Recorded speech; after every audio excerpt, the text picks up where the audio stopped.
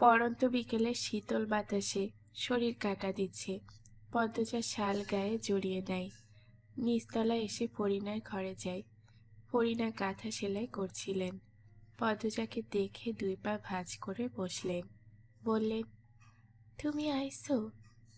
পদ্মজা ঘরে ঢুকতে ঢুকতে বলল, জি আম্মা, কাঁথা সেলাই করছিলেন নাকি? আমি সাহায্য করি।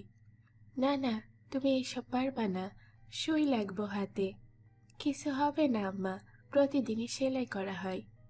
ফরিনা অবাক হয়ে জানতে চাইলেন, তুমি কাঁথা শিলাও? পদ্মজা হেসে বলল, ওই একটু। কে রে, আমরা থাকতে তুমি সেলাও কে রে? তোমার সৎ আম্মাই নকশি কাঁথা শিলাই। হেই থাকতে তোমার সেলাই করা লাগে কে রে? পদ্মজা ফরিনার হাত থেকে সুই টেনে নিয়ে বলল, আব্বা মারা যাওয়ার